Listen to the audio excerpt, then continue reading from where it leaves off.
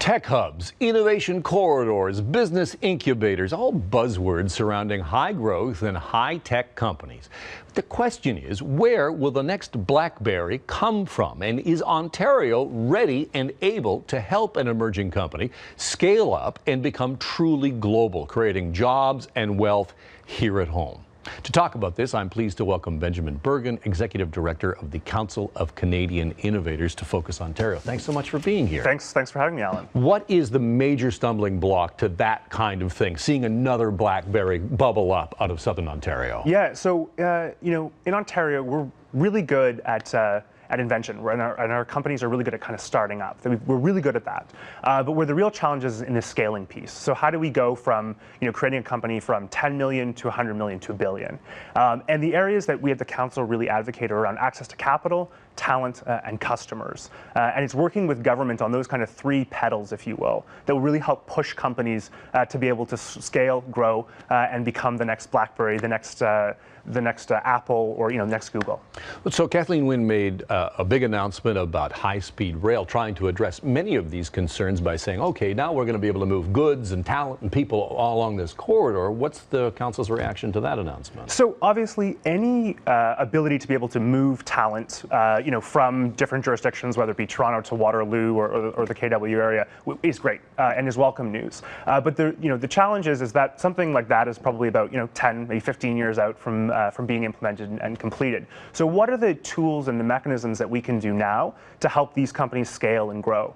Because we know that this is where wealth generation comes from. We know this is where good jobs of the future will be coming from. So how do we make sure that we're doing all that we can right now, and the government should be focusing on this, to make sure that we're doing it now and not something that will take an extended period to implement. In our last segment, we talked about manufacturing jobs, and many of those are the sort of more old school traditional jobs. Do we need to rethink in Ontario the mix of jobs that we have when we talk about manufacturing?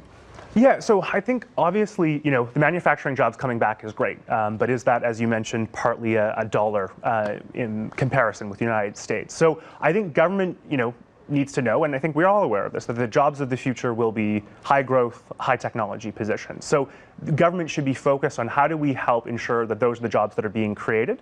And the reason why that matters is because we know that those jobs that are being created out of companies that are headquartered here in Ontario will actually generate the revenues that government need in order to pay for the social programs that we care about. And in many other cases, we see that the government helps manufacturing with subsidies, loans, all of those sort of things. Is that in place, do you think, for startups and for those companies looking to scale? So I think, kind of going back to originally what I said before, is that there's probably a combination of different things that the companies need in order to be successful. So talent, capital, and customer. And so this kind of falls into your capital area.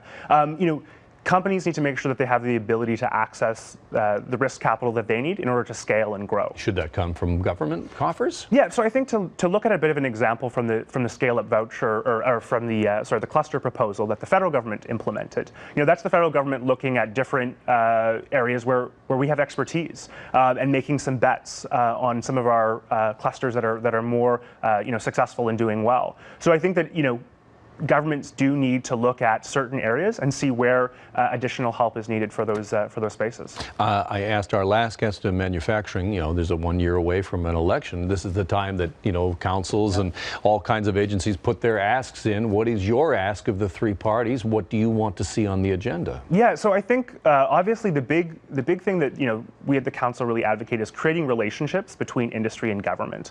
And so our big ask is really an engagement piece. Let's create conversation dialogue where CEOs can talk directly to politicians and to policymakers on the issues that actually affect their business. And it's through that you're able to really build an innovation economy that can compete globally. We see that's what South Korea does. We see that's what Israel does. We see that's what Germany does and the United States. But conversations is something that this government is often criticized for. Too many. Right. So obviously I think conversations and then seeing action kind of follow up on that is obviously key. I think that there are opportunities there where we can make some advancement. Benjamin Bergen is the Executive Director of the Council of Canadian Innovators. Pleased to have you on Focus Great. Ontario. Thanks so much.